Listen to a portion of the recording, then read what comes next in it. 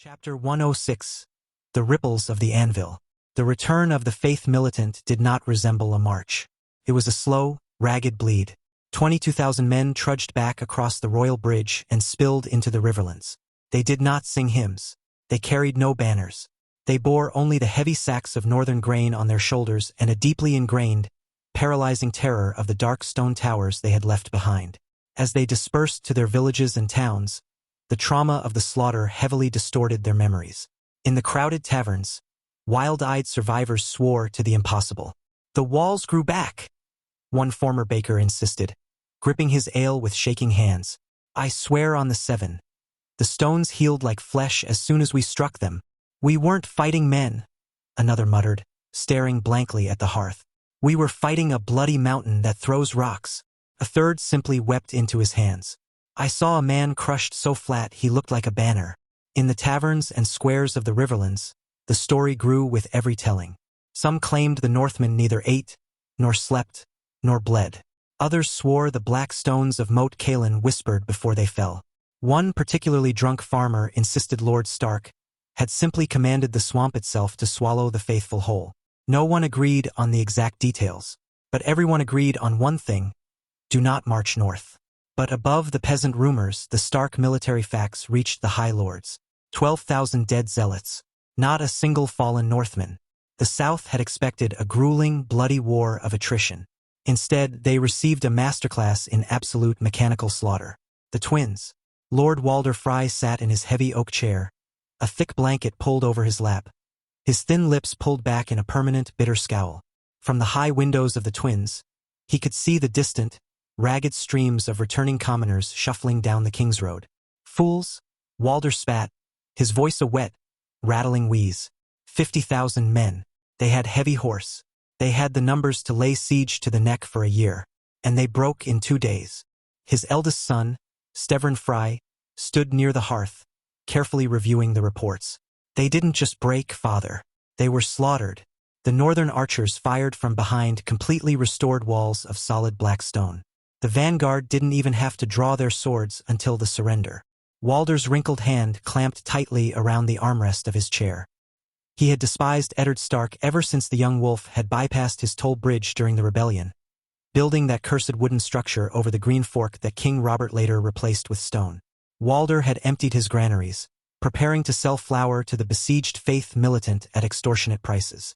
"0 casualties," Walder hissed, the sheer absurdity of the number offending him deeply. "It is an insult, a personal slight to my intelligence. No army defends a fortress without taking a stray arrow or losing a man to sickness. The wolves are mocking us." The survivors also report that Lord Stark fed them hot stew, gave them sacks of grain, and escorted them safely through the swamps, Stevern added quietly. "Mercy?" Walder sneered, spitting onto the stone floor. "It is arrogance. Lock the gates, Stevern. Double the tolls on the rivermen. If we cannot profit from the North's blood, we will squeeze these returning beggars for every copper they have left." Stevern shifted uncomfortably, clearing his throat. "We tried, father. When the vanguard of the survivors reached our gates and heard the new toll, they did not pay. They simply turned around to march toward the royal bridge instead." Walder's scowl deepened. "Then send the garrison. Block the road. Tell them the king's peace demands they cross here." "I sent 100 men to bar their path," Stevern said, his voice dropping. "Father, there are 22,000 of them. When our guards demanded silver, the mob hefted their sacks of northern grain, picked up stones, and told our captain that if we delayed them another hour, they would tear the twins down stone by stone and throw the rubble into the green fork. Our garrison had to retreat." Walder's face went a dangerous shade of purple. He couldn't even extort a defeated, unarmed mob, because the peasants now wielded the fearless desperation of men who had survived the end of the world. Riverrun. In the airy, sunlit solar of Riverrun, the mood was far more analytical, though no less stunned. Lord Hoster Tully leaned heavily over a large map of the Seven Kingdoms. Beside him stood his brother, Brynden the Blackfish Tully. Bryndon's face was etched with the grim, quiet respect of a veteran commander analyzing a flawless victory. 23,000 men are slaughtered before they could even set foot in North," Hoster murmured, tracing the narrow line of the Neck. "I knew the moat was a formidable choke point, but this is extermination. Brynden stared at the map with deep professional jealousy. It's not a fortress, Hoster. It's a meat grinder. I almost wish I'd been on the wall to see the angles at work. Stark rebuilt the towers with perfect fields of fire. The Faith marched a mob onto a narrow strip of stone surrounded by bottomless bogs. Brynden shook his head dryly. If the warrior himself had led that charge, he'd be buried somewhere in that swamp wondering where it all went wrong. Hoster sighed, lowering himself into his chair. They are unassailable, Brynden. If the king himself decided to march on the north tomorrow, he would fare no better than the Faith. Stark has locked the door to his kingdom. Brynden nodded slowly. He didn't just defeat the High Septon's army. He humiliated the very concept of southern warfare. The north is playing a different game entirely. Casterly Rock. High above the sunset sea, the wind battered the impenetrable stone of Casterly Rock. Inside the Lord's Solar, the fires roared, but the atmosphere was freezing. Tywin Lannister sat behind his massive desk. He held the Raven Scroll delicately between his fingers, his pale green eyes scanning the words for the third time. Standing before the desk was his brother, Kevin. To the side, lounging comfortably in a high-backed chair with a goblet of wine, was Tyrion. Near the window stood Jaime Lannister. It is confirmed. Then, Tywin stated, his voice flat. The Faith militant is broken. Moat Cailin holds. Broken is a mild term, brother, Kevin said, shifting uncomfortably. They were completely dismantled. 50 anointed knights, including Ser Lymond Peake, are currently marching to Castle Black in irons. Lord Stark personally beheaded the lead Septons. Jaime crossed his arms, staring out at the crashing waves below. The fools charged a fortified position without siege lines. They expected their gods to shield them from falling rocks. Stark simply gave them exactly what they asked for, a swift meeting with the divine. Tywin set the scroll down precisely in the center of his desk. 0 casualties. It is a tactical impossibility. The reports must be exaggerated by traumatized peasants. It is worse than a simple defeat, father, Tyrion chimed in, swirling his wine. Think of the logistics. Whoever secretly funded those men bought iron swords, scythes, shields, and armor for 50,000. What did our honorable warden of the North do? Tyrion took a sip, a wry grin spreading across his face. He told them to drop their weapons. The quartermasters of Winterfell just collected over 20,000 free pieces of refined iron and steel. Tyrion raised his goblet in a mock toast. We should truly commend Lord Stark. Most men require wars, mines, or taxes to gather steel. He simply convinced his enemies to deliver it to his doorstep and thank him for the hospitality. If this continues, father, we may need to invade the north simply to donate more resources. Tywin's jaw tightened imperceptibly. He did not know that it was Peter Baelish pulling the strings in the capital. Tywin assumed it was pious, wealthy fools in the Reach who had armed the horde. Regardless, his grand strategy had backfired catastrophically. The North had not bled. They had grown stronger. And the small folk? Tywin asked coldly. They sing his praises, Kevin admitted with a grimace. The commons are entirely turning against the starry September. The North cannot be broken by force of arms, Tywin concluded, his voice a low, hard rumble. Eddard Stark has built a fortress out of his entire kingdom. If we are to deal with the wolves, we must not attack the walls. We must wait for them to leave the gates. King's Landing. In the small council chambers of the Red Keep, the tension of the past few moons had evaporated, replaced by the booming, deafening laughter of King Robert Baratheon. 23,000! Robert roared, slamming his heavy hand on the newly replaced oak table. Tears of mirth streamed down his flushed face. 7 hells. Ned didn't win a battle. He hosted a feast where the guests died before supper. Jon Arryn sat to the king's right, letting out a long, slow exhale of relief. It is a staggering victory, Your Grace. Lord Stark has secured the border flawlessly, and by sending the commoners home unharmed, he has saved the crown from a peasant revolt. Queen Cersei sat at the other end of the table, her face a mask of serene indifference, though her emerald eyes burned with quiet fury.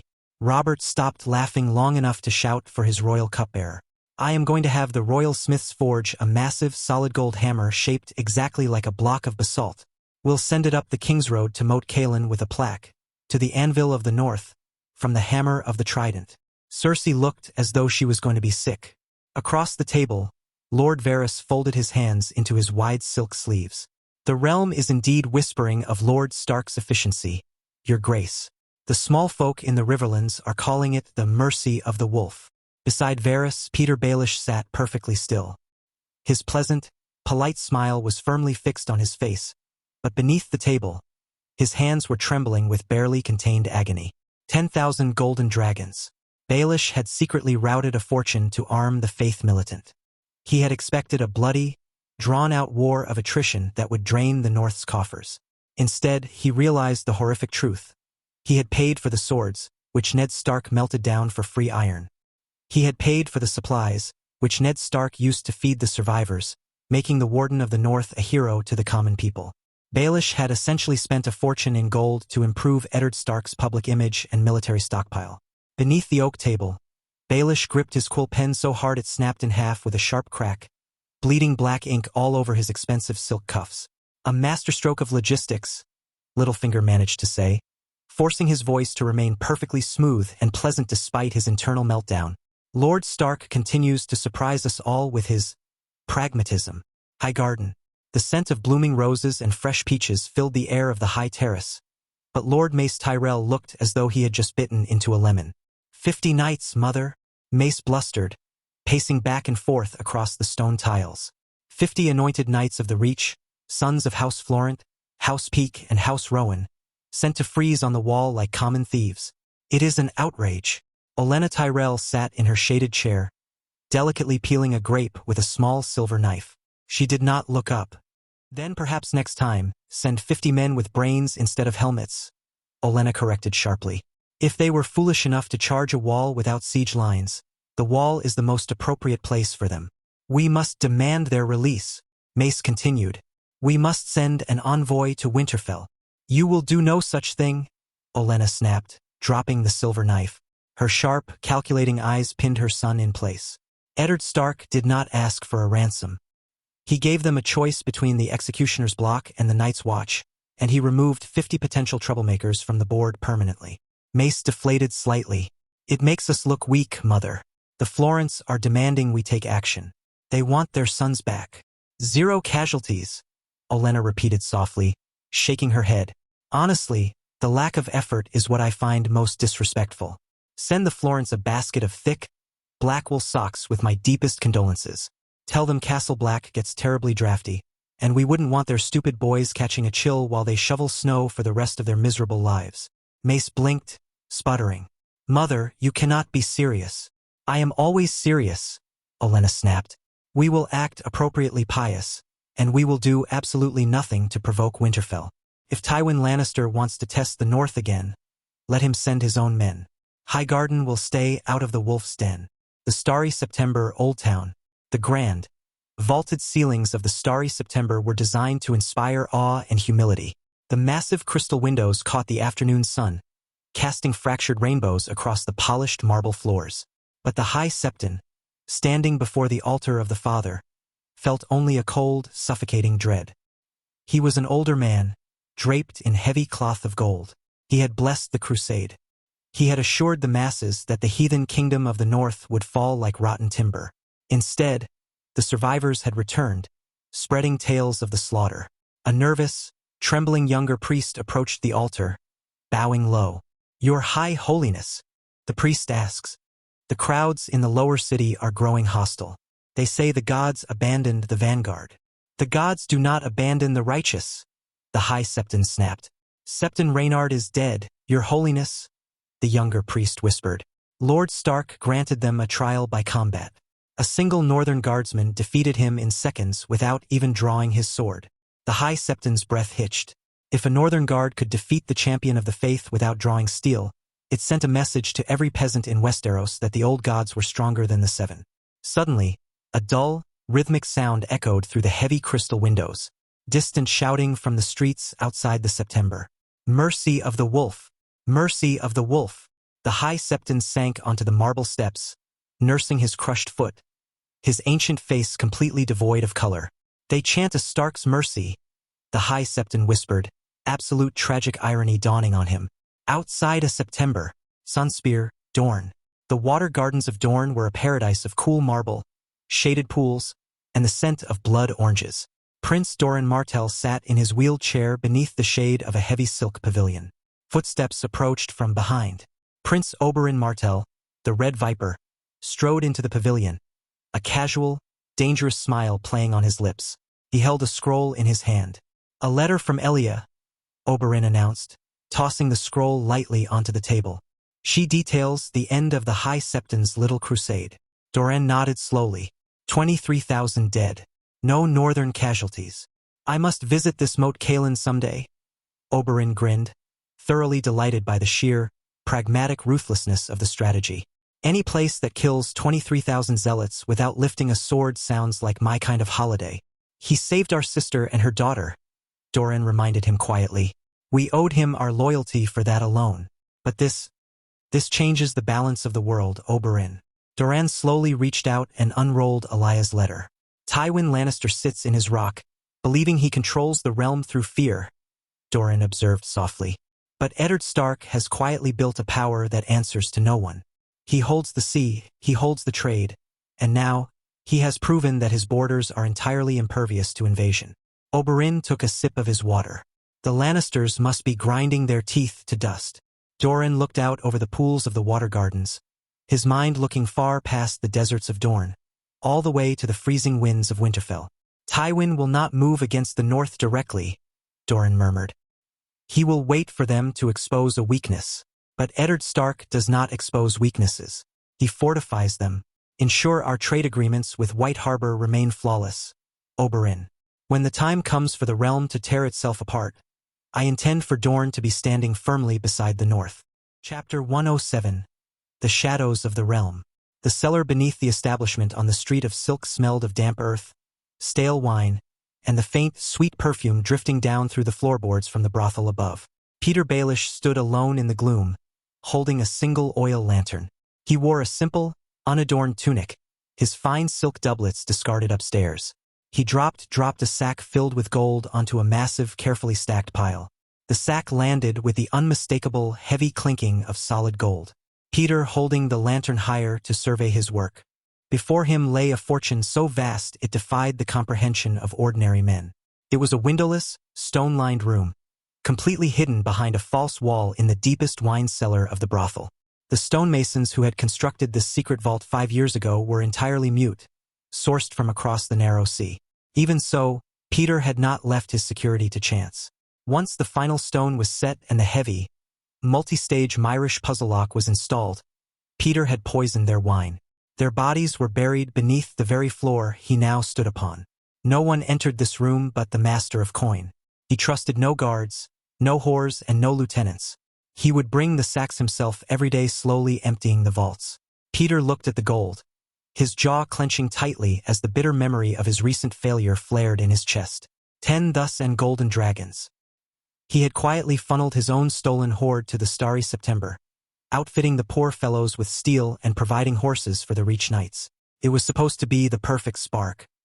He had envisioned the Faith Militant bogging the North down in a grueling, multi-year conflict, draining Eddard Stark's wealth and reputation, while King Robert was held back by Jon Arryn's cautious counsel. Instead, the Warden of the North had crushed 50,000 men in a moon, fed the survivors, and sent them home to sing his praises. Peter's gold had simply paid for a massive delivery of free scrap iron to the Winterfell forges. "The wolf has teeth," Peter murmured to the empty room, his voice a low, venomous whisper.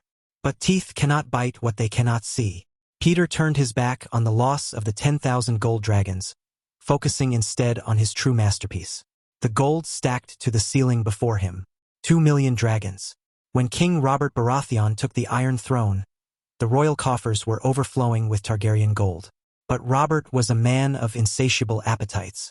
He demanded grand feasts, endless tourneys, and lavish gifts for his favorites.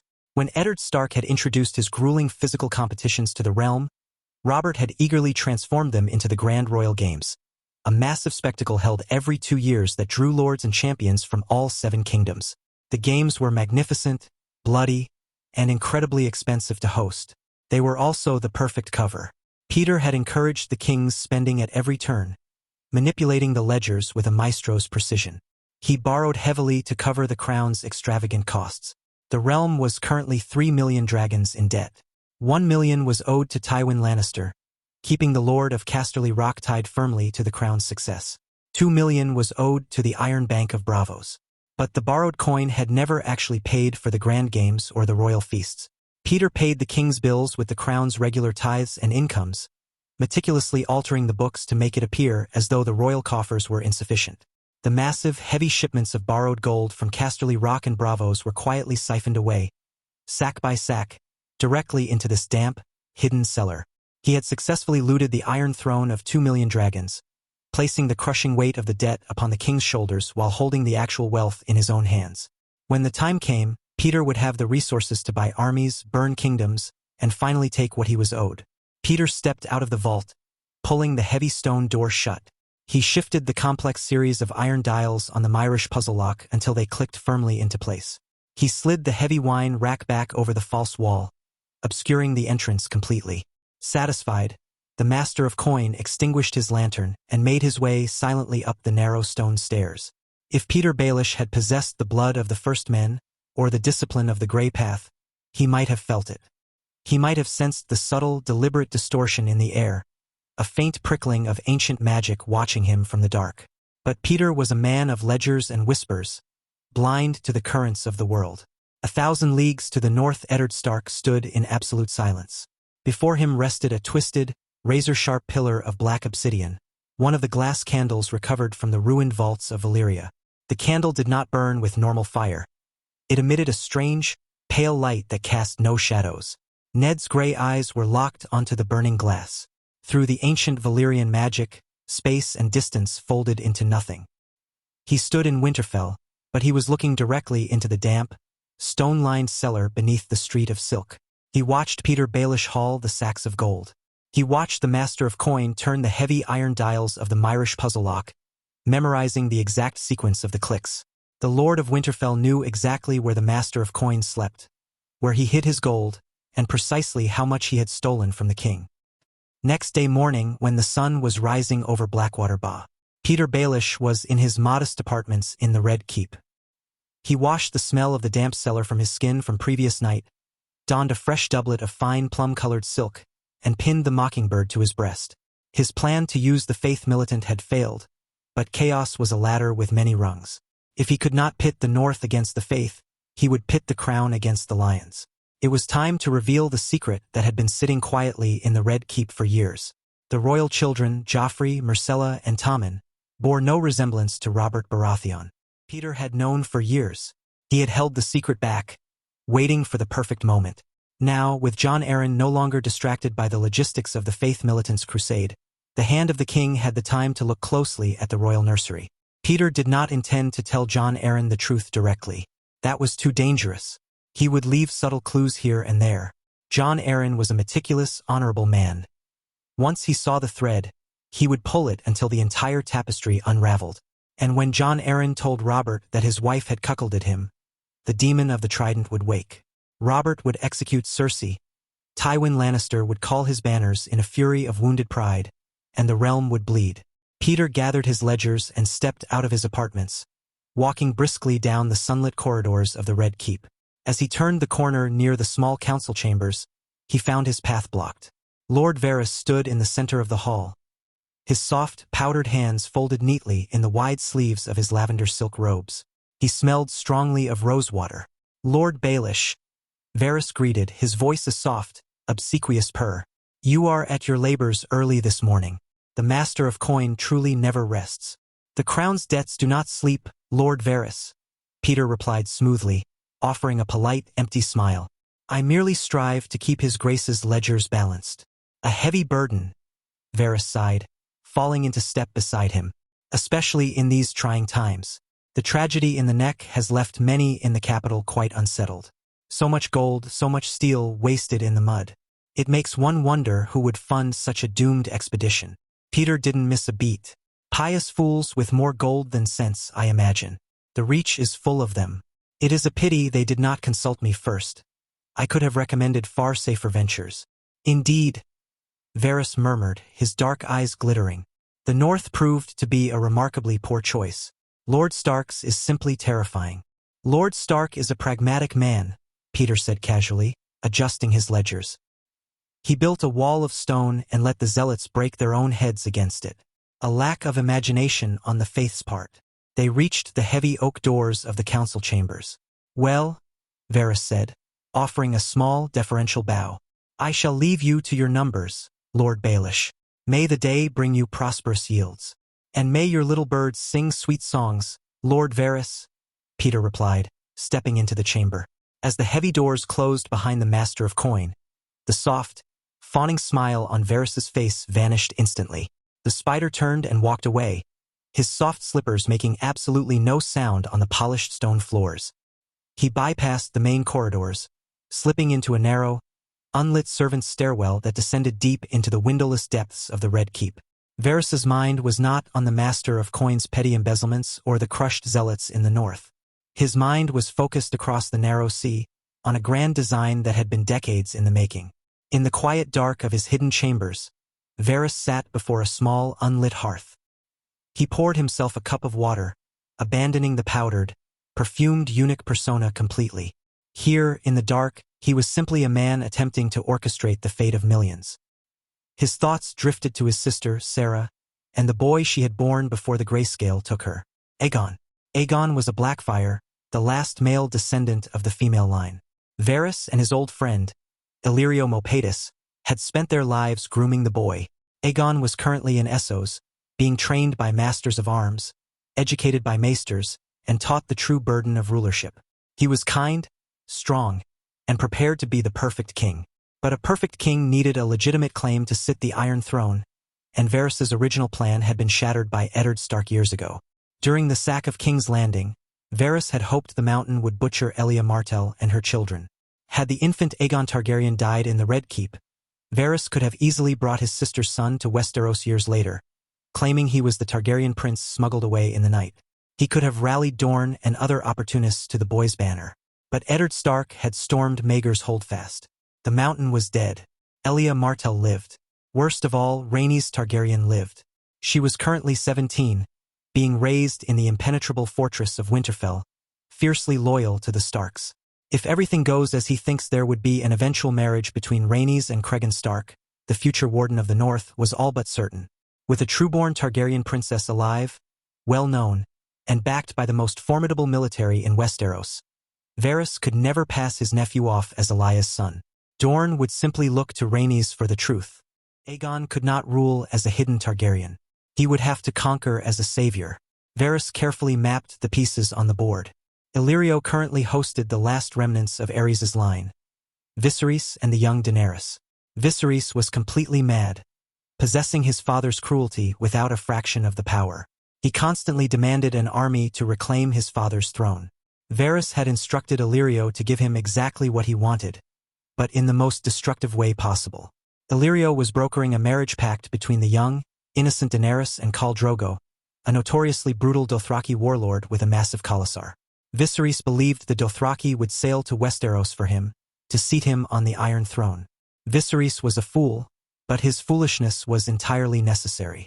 Varys actually wanted the Horse Lords to cross the poison water. He wanted Illyrio to point a horde of screaming Dothraki directly at the shores of Westeros.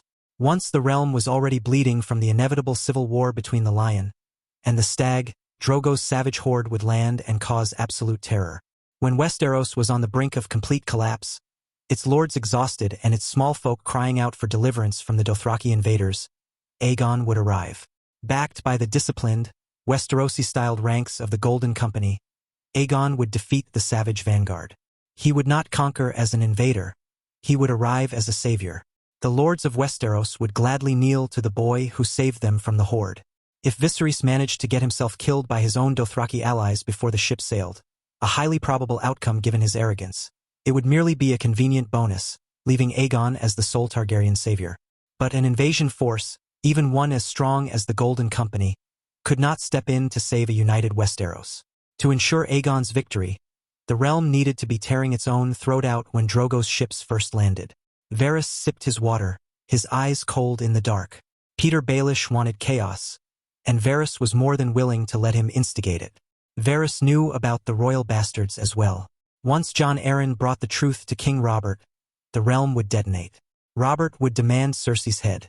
Tywin Lannister, a man governed entirely by the pride of his house, would never allow his daughter to be executed or his grandson stripped of his crown. Tywin would call the banners of the Westerlands and declare war on the Iron Throne. It would be a catastrophic, grueling conflict. Varys analyzed Tywin Lannister's assets. The Lord of Casterly Rock was pragmatic and wealthy. Faced with the combined might of the Stormlands, the Vale, and the North, Tywin would need allies. He would turn to the Iron Islands. Tywin held Theon Greyjoy as a ward. Varys predicted Tywin would offer the Ironborn gold and the return of their heir, perhaps even funding an assassination of Balon Greyjoy to place Theon on the Seastone chair as a loyal Lannister puppet. With the Iron Fleet harassing the western coasts, the Crown's forces would be divided. Furthermore, Tywin had secured a brilliant political anchor years ago when Jaime Lannister abandoned the Kingsguard. Jaime was now married to Lynesse Hightower. Through that marriage, Tywin had tied Casterly Rock to Oldtown, securing the neutrality, if not the outright support, of one of the most powerful military and naval factions in the Reach, splintering Mace Tyrell's authority. The war would be long. It would drain the royal coffers, burn the fields of the Riverlands, and exhaust the armies of the great houses. Eddard Stark would inevitably march south to support his friend, bringing his hardened northern legions to clash with the discipline of the Westerlands. They would grind each other into dust. Varys set his cup down on the small table. Let them burn their grain and empty their armories in pursuit of a spiked iron chair. Let them unleash the Dothraki horde upon themselves. When the lords of Westeros were exhausted, their lands bleeding and their people starving, they would look to the sea for salvation.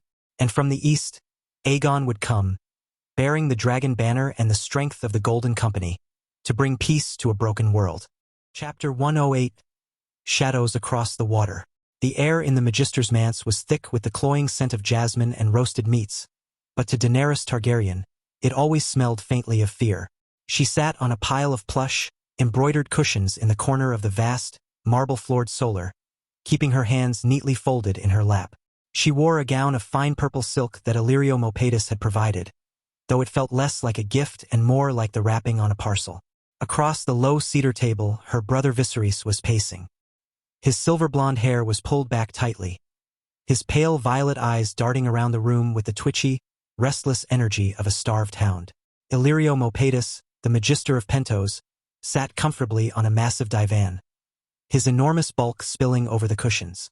He casually plucked a honeyed fig from a silver bowl, chewing it slowly as he watched the beggar king pace. "The lords of Westeros drink secret toasts to your health, your grace," Illyrio murmured, his voice a rich, buttery purr. "They cry out for their true king, but a king must have swords to claim his throne. Even the most loyal lords will not rise without a vanguard to rally behind." Viserys stopped pacing, his jaw tightening.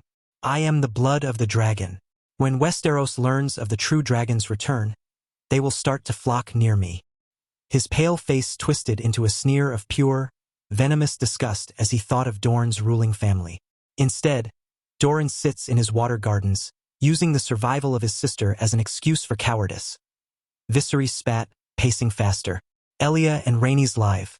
They survived the sack of the capital, yet they choose to remain in the frozen wasteland of the north. They break bread with the wolves who helped murder my brother. They sleep under the same roof as the usurper's closest friend." Viserys struck the cedar table with the flat of his hand, making the wine goblets rattle. "They are an insult to the blood of the dragon. They act as willing guests to our enemies. When I take my throne, I will drag my good sister and my niece south and remind them of what happens to those who consort with the traitors of our house." Illyrio remained perfectly placid, though inwardly he noted the sheer, unstable delusion of the boy's rage. "The Princess Elia is a hostage to Lord Stark's overwhelming power, your grace," Illyrio soothed, smoothly refilling his cup. "Dorne cannot rise while the wolf holds the viper's sister. They are waiting for a sign of your strength. My king, the usurper sits on a throne of swords. To unseat him, you need a force that defies the traditional warfare of the Seven Kingdoms. You need something the usurper's heavy knights cannot easily crush." Illyrio leaned forward slightly, the heavy gold rings on his fat fingers clinking against his goblet. "I have hosted Khal Drogo in my manse. He is a formidable man. He rides at the head of 40,000 Dothraki screamers." Daenerys felt a sudden, icy knot pull tight in her stomach. She kept her face perfectly still, lowering her eyes to the marble floor, but her heart began to hammer against her ribs. The Dothraki, She had heard the maids whispering in the kitchens and the washing rooms. They spoke of the horse lords with trembling voices. The maids said the Dothraki were not men, but beasts wrapped in human skin. They said they mated with their horses, that they drank the blood of their enemies, and that they took whatever they wanted, binding their captives in heavy iron chains to be sold in the flesh markets of Slavers' Bay. They did not build houses. They only burned them. Savages, Viserys scoffed, waving a dismissive hand. They wear no armor. They fight with curved blades of scavenged steel, and they fear the sea.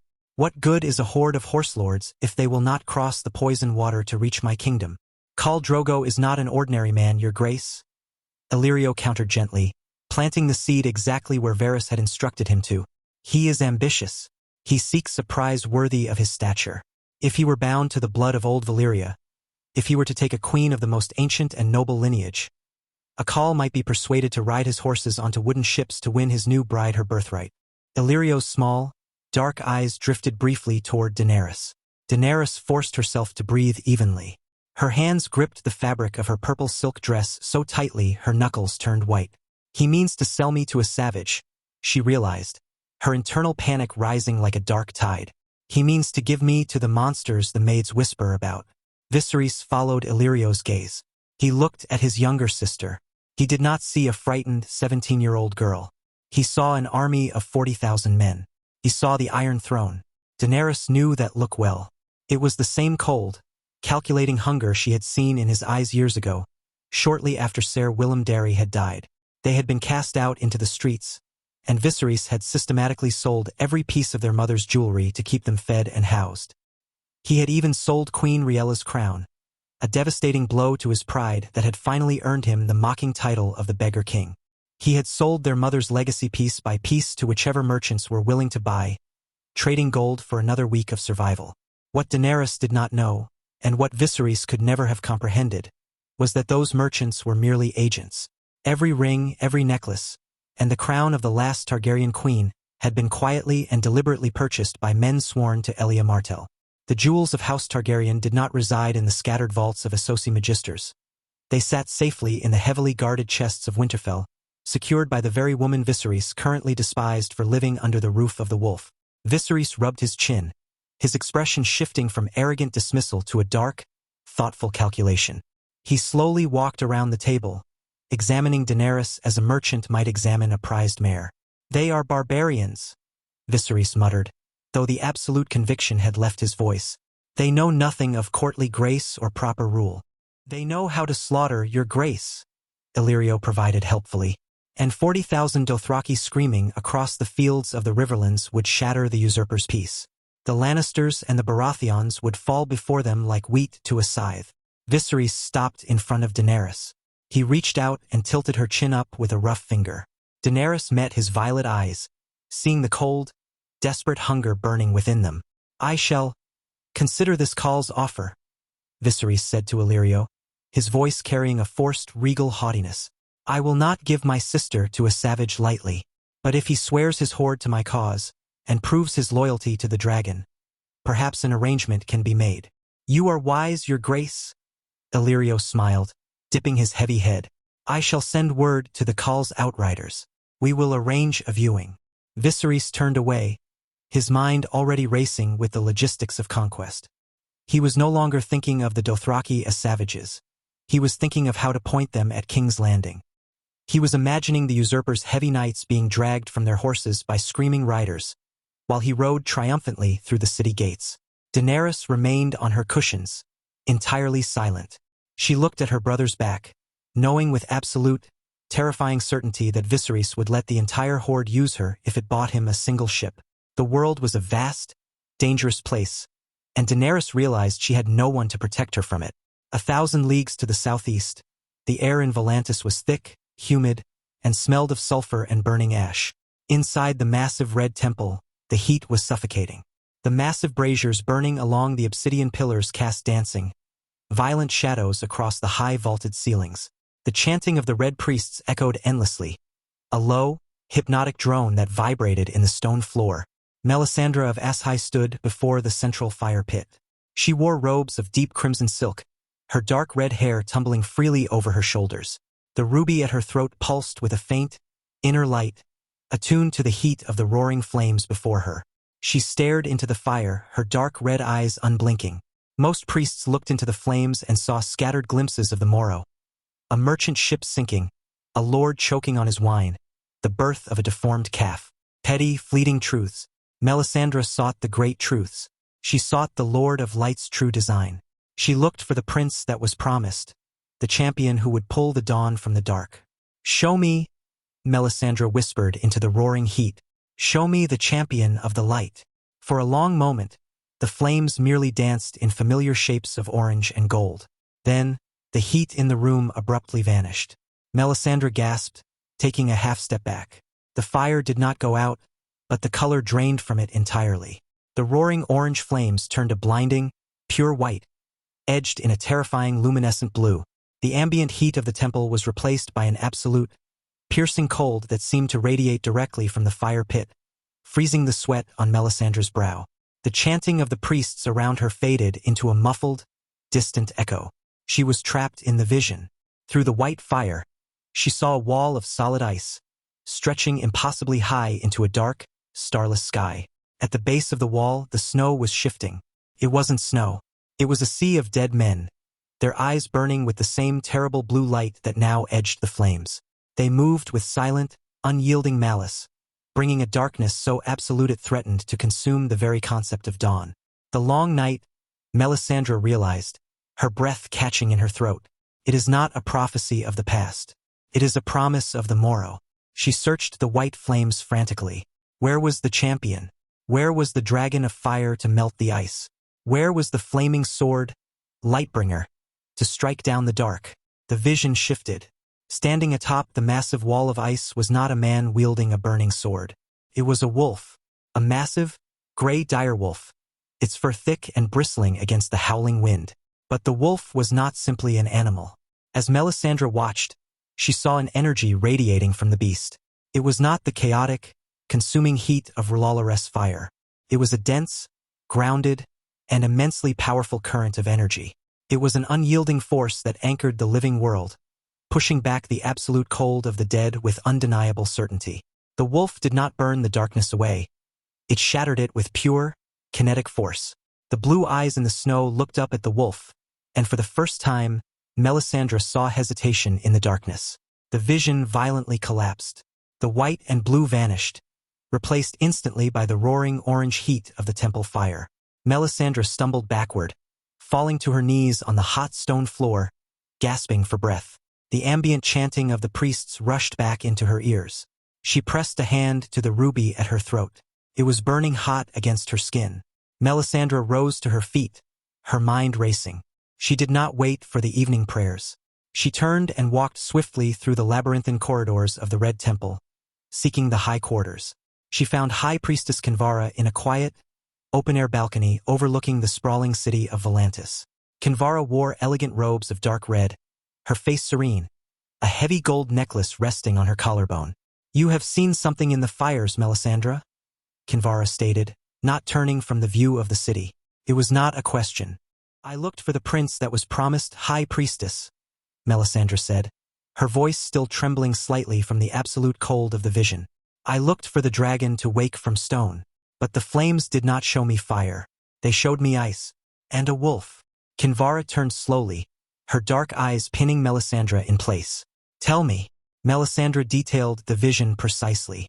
The endless wall of ice, the army of dead men with blue eyes, and the massive gray wolf, radiating a strange, powerful energy that held the darkness at bay. "It was not the Lord's fire," Melisandre admitted, a hint of confusion in her tone. "It was something older, deeper." The wolf did not wield a burning sword, but the darkness broke against it all the same. Kinvara listened in silence, her expression unreadable. She walked to a small brazier burning on the balcony, passing her hand over the flames. "The Lord of Light casts his illumination upon the world, Melisandre," Kinvara said softly. "But the light illuminates many paths. We have searched the flames for a prince." Kinvara looked up, her gaze piercing. "But the flames do not lie. They only test our ability to understand them. If the Lord shows you a wolf standing against the dark, then perhaps the prince is not meant to fight alone. Or perhaps the true champion does not wear scales at all. The wolf is the sigil of House Stark, Melisandre noted pragmatically. The wardens of the north in Westeros. They worship the trees and the dirt. They do not know the Lord of Light. Then you must bring the light to them, Kinvara commanded, her voice ringing with absolute authority. The Lord has given you a vision of the true war. It will not be fought in the disputed lands of Essos, nor in the political halls of King's Landing. It will be fought in the snow. Kinvara stepped closer, placing a warm hand on Melisandre's shoulder. Go where the Lord of Light leads you, Melisandre. Pack your belongings. Find a ship sailing for the northern shores of Westeros. Seek this gray wolf, and discern the nature of the power you saw. If they are the shield that guards the realms of men, they will need the Lord's fire when the long night truly falls. Melisandre bowed her head deeply. It shall be done, High Priestess. She left the balcony with a renewed, burning purpose. She returned to her small, sparse cell. She packed her few modest red robes, her vials of powders and elixirs, and her heavy wool cloaks. She did not know the north of Westeros, but she knew the fire. And if the flames commanded her to walk into the freezing dark to find a wolf, she would not hesitate. Far inland, across the arid, scrub-covered plains of the disputed lands, the air rang with the rhythmic, disciplined clash of castle-forged steel. The encampment of the Golden Company was a marvel of martial organization. Unlike the chaotic, sprawling tent cities of other Sellsword companies, the Golden Company's camp was laid out in perfect, geometric grids. Trenches were dug, palisades were erected, and the massive, armored elephants were tethered in designated, fortified pens. In the center of the command square, the dust was kicked up by two men engaged in a rapid, heavy sparring match. Harry Strickland, the Captain General of the Golden Company, wiped a bead of sweat from his balding head. He was an older man, portly and entirely lacking the dashing, heroic appearance of a legendary Sellsword commander. But what Harry lacked in vanity, he made up for in pure, unadulterated pragmatism. He survived by being cautious, analytical, and refusing to fight battles he had not already won on paper. Right now, he was entirely focused on surviving the flurry of strikes coming from the young man pressing him across the dirt ring. Aegon Blackfyre moved with the fluid, explosive grace of a born warrior. He wore light leather armor, his silver-blonde hair cut short to keep it out of his eyes, which were a deep, mesmerizing purple. He was strong, fast, and driven by a burning, restless energy. Aegon swung his blunted broadsword in a tight, diagonal arc. Harry caught the blow on his heavy oak shield, the impact jarring his teeth. Aegon didn't pause. He immediately used the rebound to launch a rapid thrust toward Harry's ribs. Harry stepped backward, giving ground rather than trying to parry the faster blade. He used his shield to casually bat the thrust aside, keeping his own sword tucked close to his body. Aegon pressed the advantage, stepping forward to deliver a heavy overhead strike. But Harry had anticipated the aggression. As Aegon raised his blade, Harry didn't block. He simply thrust his heavy shield forward, smashing the iron rim directly into Aegon's chest before the younger man could bring his sword down. Aegon stumbled backward, gasping for breath as the wind was knocked out of him. He dropped his guard for a fraction of a second. That was all Harry needed. The older commander stepped in, resting the blunt tip of his practice sword lightly against Aegon's throat. "You yield?" Harry asked, his chest heaving slightly. Aegon stared at the wooden tip, then let out a frustrated breath, lowering his sword. "I yield. You fight like a turtle, Harry. You hide in your shell and wait for me to trip." Harry lowered his sword, offering a dry, practical smile. "A turtle lives for 100 years, lad. A charging bull usually dies in the arena. You are faster than me and you hit harder. But you wanted to end the fight quickly. You overextended. In a real battle, patience kills more men than speed." Aegon wiped his face with the back of his leather gauntlet. He walked over to a wooden bench, picking up a water skin and taking a long drink. He poured a little over his head to wash away the dust. "I am tired of patience, Harry," Aegon muttered, tossing the water skin back onto the bench. He looked out over the disciplined ranks of the Golden Company, watching 10,000 of the finest soldiers in the world polishing their armor and drilling in the sun. "I have trained every day since I could hold a stick," Aegon said, his purple eyes turning hard and serious. "I have read the histories.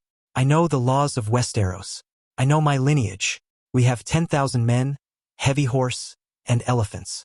How much more time must we waste in this dust before we set foot in Westeros? Harry Strickland carefully set his practice sword and shield on the weapon rack. He picked up a linen cloth and wiped his face, taking his time before answering the future king. We are not wasting time, Aegon, Harry said calmly. We are preserving strength. Harry walked over and sat heavily on the wooden bench, gesturing for Aegon to join him. I received a missive from Illyrio Mopatis 3 days ago. Our fat friend in Pentos is moving the pieces. What pieces? Aegon demanded, sitting beside the commander. Is he buying us a fleet? He doesn't need to buy us a fleet yet, Harry explained, his voice taking on the tone of a tutor explaining sums to a student. According to Illyrio, the political climate in Westeros is a powder keg sitting next to a hearth. The master of coin, Baelish, attempted to use the Faith militant to crush the North. The North crushed the Faith instead, without taking a single casualty. Aegon frowned. I read the reports. Lord Stark butchered the Zealots using falling stones and bogs. He is a formidable warden. If the North is that strong, shouldn't we be acting before they consolidate further power? No, Harry corrected sharply. You do not attack a fortress when the walls are fully manned. Illyrio and Varys are working to crack the foundation. The royal children are bastards. If the truth of the Lannister cuckolding comes to light, King Robert will execute his wife. Tywin Lannister will rebel. The North, the Riverlands, and the Vale will be dragged into a massive, grueling civil war against the Westerlands. Aegon's brow furrowed. So we let them fight? We sit here while the realm bleeds. He shook his head, his innate sense of honor rebelling against the strategy. A true king protects the realm. He does not wait in the shadows while his people slaughter each other. A true king ensures he actually wins the throne so he can stop the slaughter, Harry countered bluntly, pointing a thick finger at the boy. This isn't a song, Aegon. The Golden Company is the finest army in the world, but 10,000 men cannot conquer a united Westeros. If we land tomorrow, Robert Baratheon and Ned Stark will smash us into the sea. Harry leaned forward, resting his forearms on his knees, his eyes cold and pragmatic. We are Sellswords, lad. We know the value of timing. Illyrio and the Spider are trying to sow absolute chaos across the narrow sea. They are going to let the stags, the lions, and the wolves tear each other's throats out. They will burn their fields, empty their treasuries, and exhaust their armies. Harry patted the hilt of his sword. When the lords of Westeros have finished tearing each other apart, and the small folk are begging for a savior to end the madness, that is when we make our move. We do not cross the sea to fight a united kingdom. We cross to pick up the pieces. Aegon stared out across the arid plains of Essos, his jaw set. He understood the brutal logic of the strategy, but it sat bitter on his tongue. He had been raised to be the perfect ruler, just honorable and brave. To win his crown by letting his kingdom destroy itself felt like a betrayal of the very ideals he had been taught. But as he looked at the massive, disciplined force of the Golden Company, he knew Harry was right. He needed an army to save Westeros, and an army required a broken enemy to succeed. Then we wait, Aegon said quietly, his purple eyes turning back toward the setting sun in the west. Let them bleed. When the time comes, I will show them what a true king looks like. Chapter 109. The Warmth of the Pack. The heavy iron portcullis of Winterfell rose with a grinding groan that echoed across the snow-dusted courtyards. Eddard Stark rode through the Hunter's Gate, his dark gray cloak dusted with fresh snow, his face set in its usual mask of stoic calm.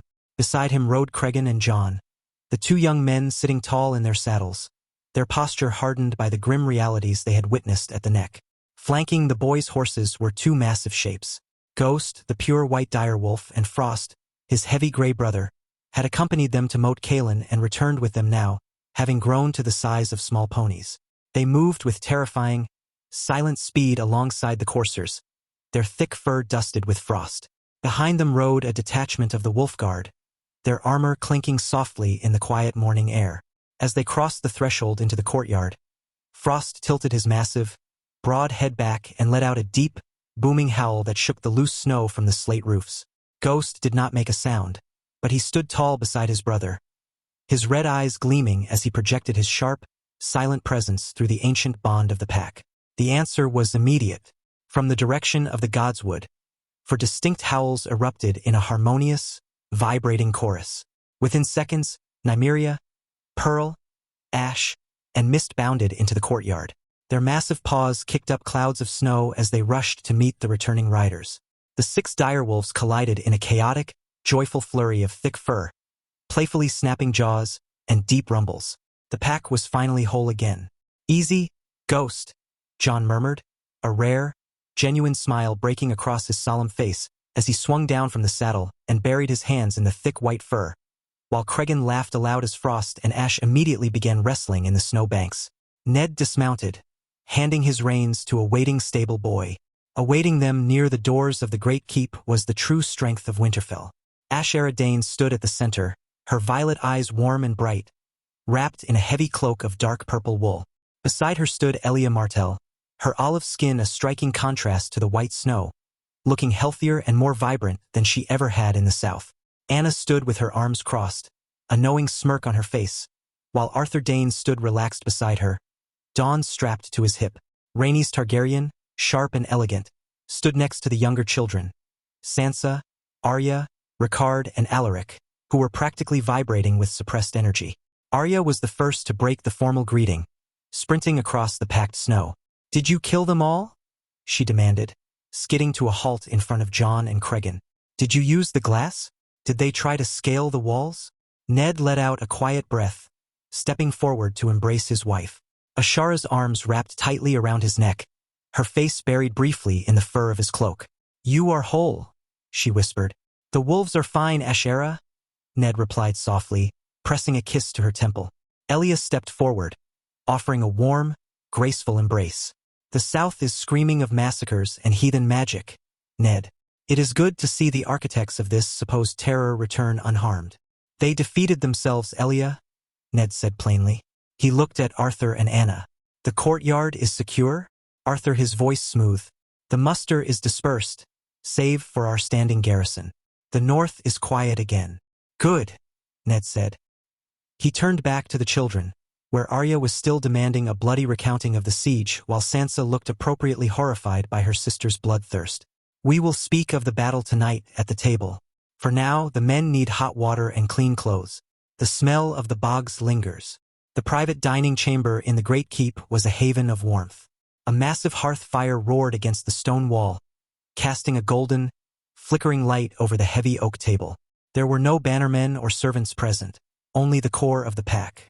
The table was laden with roasted fowl, thick root vegetable stews, fresh-baked bread, and flagons of dark northern ale. As they ate, the younger children finally had their demands met. "So how many did you fight, brother?" Ricard asked eagerly, his dark wolf, Ash, currently gnawing on a discarded bone under the table. "Did the Reach Knights charge the gates?" Cregan set his tankard down. He looked at his younger brother, his gray eyes lacking any of the boastful fire Ricard clearly expected. "There were no knights charging the gates, Ricard," Cregan said soberly. "And there was no glorious fight. It was pathetic." The younger children frowned, confused. Rhaenys, seated across from Cregan, leaned forward, her dark eyes entirely focused on him. "Pathetic?" The reports said there were nearly 35,000 men at the causeway. "There were," Jon interjected, his voice quiet but carrying the heavy weight of the memory. "But they were starving. They were barefoot. They had no shields, no armor, and no siege engines. They just ran onto the black stone road and tried to climb over the bodies of their own dead." Arya's eyes widened, the romanticized idea of war she had built in her head taking a sudden, harsh blow. "They didn't have armor? They were bakers and farmers, Arya," Cregan explained, tearing a piece of bread. "Father didn't even let the men draw their swords. The archers simply dropped iron on them from the towers until they broke. And when they finally reached the gates, the bannermen dropped the excess basalt blocks from the reconstruction. It wasn't a battle. It was an execution." Arya crossed her arms, her face twisting into a scowl of utter disappointment. "So you didn't even draw your swords? You just let falling stones do all the fighting? That is terrible strategy." Ned hid a faint smile behind his tankard of ale. Anna took a slow sip of her ale, her eyes dancing with amusement as she clearly recognized her own childhood reflection in the girl. "That is the reality of the funnel, little wolf," Anna said smoothly. "Moat Cailin is designed to break armies. You do not meet the enemy on their terms when you hold the perfect choke point." "I felt them," Jon murmured, staring into his stew, pulling the conversation back to the grim reality. The room grew quiet, knowing Jon's deep connection to the Grey Path. When they charged, I could feel them in the force. They weren't angry. They were completely consumed by terror and a blind, desperate hope that their gods would save them. When the stones fell, the terror simply winked out. Sansa looked slightly pale, setting her spoon down. Alaric, however, tilted his head, his analytical mind processing the tactics. If they had no siege equipment, why did their commanders order the charge? Because fanaticism blinds a man to basic geography, Arthur Dayne answered smoothly. A commander who relies on the gods to break a wall will always lose to a commander who relies on mind. Ned watched his children absorb the brutal, unvarnished truth. He had deliberately brought Cregan and Jon to the battle so they would never harbor any illusions about the glory of war. War was mud, blood, and screaming. The faith militant is broken, Ned stated, bringing the conversation to a close. They will not march north again in our lifetimes. Eat your food. Tomorrow your training resumes. By the time the castle quieted and the moons rose high over the courtyards, the children and the extended family had retired to their chambers. Ned, Ashera, and Elia made their way to the warden's massive bedchamber in the deepest, most secure part of the Great Keep. The room was expansive, dominated by a massive four-poster bed draped in heavy furs and thick Myrish carpets. A fire burned brightly in the wide stone hearth, chasing away the bitter chill of the northern night. Ned unbuckled his sword belt, setting ice carefully on its stand.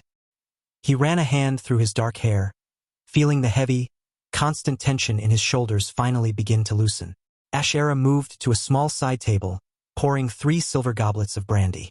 She handed one to Elia, who was loosening the laces of her elegant gown, and carried the other to Ned. "Drink," Ashera ordered softly, her violet eyes studying his face. "You have been holding the entire kingdom together for 6 moons. You are allowed to breathe, Ned." Ned took the goblet, his fingers brushing against hers. The faith is handled, but the true threat remains locked in the cell's underground. Elia took a slow sip of her wine, walking toward the hearth to let the heat wash over her. "The dead can wait for tomorrow, Ned. Tonight we must speak of the living. Specifically, the living across the narrow sea." Ned walked over to the 2 heavy armchairs situated near the fire, sinking into one with a tired sigh. "What have the glass candles shown you?" Ashera sat on the arm of his chair, resting her hand lightly on his shoulder. Over the years, Ashera and Elia had learned to master the scrying abilities of the obsidian candles recovered from Valyria.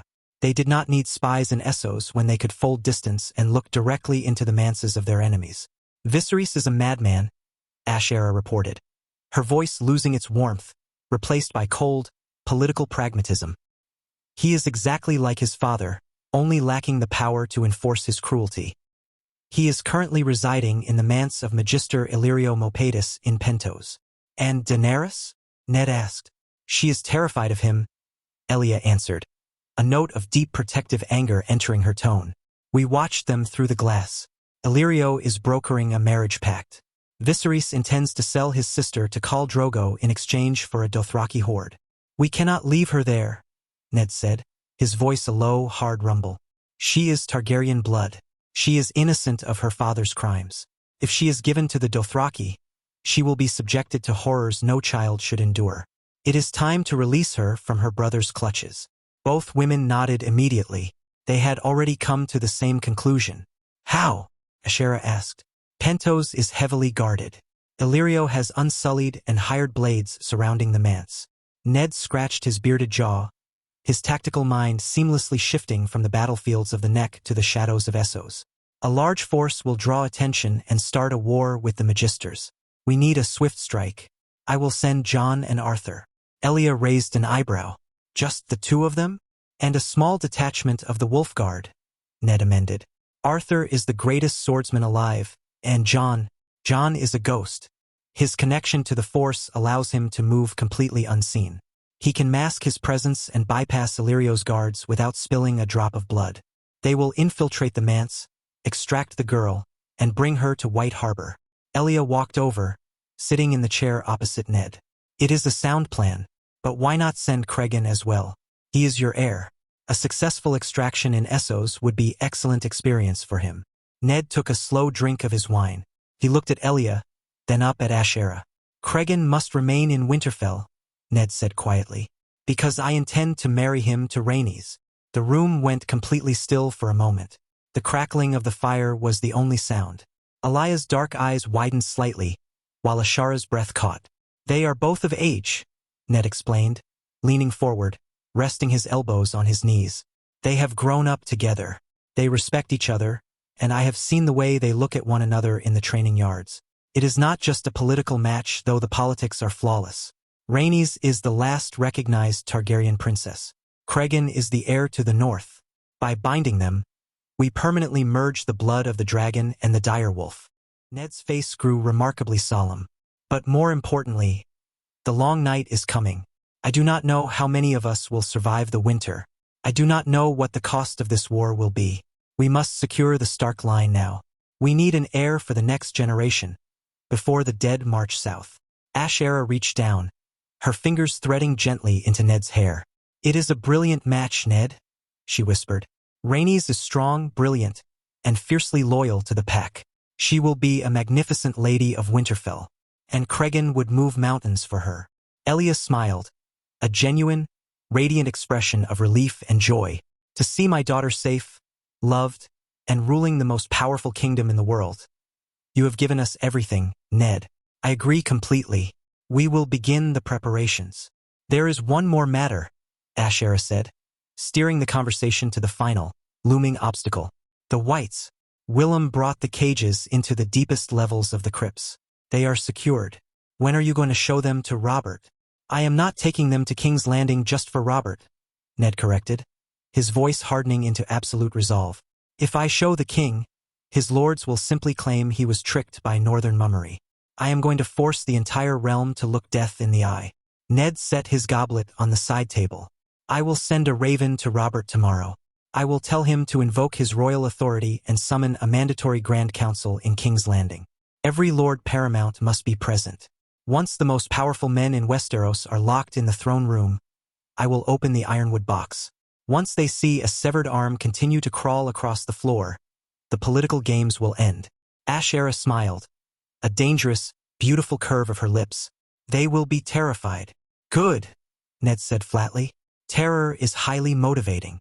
The heavy, suffocating weight of the future plans finally settled. The political map was drawn. The pieces were moving. Chapter 110. Warmth in the long night. R18. The fire in the hearth had burned down to glowing embers, but the warden's bedchamber still held a comfortable warmth that pushed back the bitter chill seeping through the stone walls of Winterfell. Ned Stark sat back in the heavy oak armchair, the brandy in his goblet spreading a slow heat through his chest. Ashara's sitting on the armrest. Her fingers were threading gently through his dark hair with slow, soothing strokes.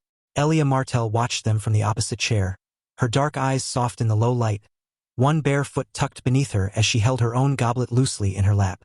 For a long moment none of them spoke. All the plans had already been laid out tonight. Viserys and his madness in Pentos, the coming rescue of Daenerys, the betrothal between Cregan and Rhaenys, the Grand Council. Ned would demand from Robert, and the Whites waiting in their cages deep in the crypts. Everything that needed words had been said. What remained now was this quiet, familiar space between the three of them. They were spent. The three of them lay tangled in the furs, bodies slick with sweat, breathing slow and even. Ned pulled the heavy covers over them. Ashara pressed a kiss to his collarbone. Better? She asked again, voice thick with sleep. Much, Ned answered. His hand stroked down Alia's back in soothing circles. You too. You always know what I need. Elia hummed contentedly, nuzzling closer to his neck. We love you, Ned. That's all it is. They lay together in comfortable silence, the fire crackling low in the hearth, the heavy furs warm around their bodies. Outside, the wind moaned softly against the towers of Winterfell, but inside this chamber the world felt distant and shut away. After a while Ashara spoke again, her fingers tracing idle patterns across Ned's chest. The raven to Robert tomorrow. You're sure about calling the Grand Council? Ned nodded. He'll do it. He always does when I ask directly. And once the lords see the white with their own eyes, the games will end. Elia lifted her head enough to look at him. And the rescue in Pentos? Jon and Arthur will leave soon. Within the week, Ned said. I'll speak with them in the morning. Jon is ready, and Arthur has been restless for real work instead of training the boys.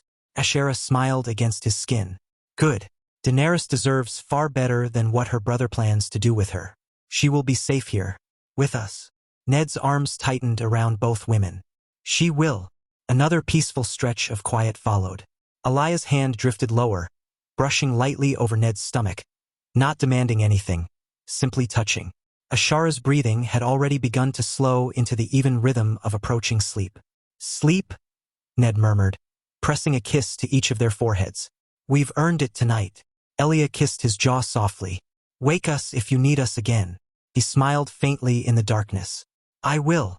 The moon climbed higher over the snow-covered rooftops. The castle slept around them, the children safe in their chambers, the direwolves curled together in the godswood or at the feet of the younger Starks, the wolf guard keeping watch on the walls. Far below, in the deepest levels of the crypts, the caged whites waited in cold silence. Across the narrow sea, a frightened young girl waited for a rescue she did not yet know was coming. But here, in the warden's private bedchamber, Ned Stark lay warm between the two women who had become his heart and his home. Their bodies were soft and sated against his, the taste of them still lingering on his tongue. For tonight, at least, the long night and all its coming shadows could wait. He closed his eyes, listening to the steady rhythm of their hearts, and let sleep take him.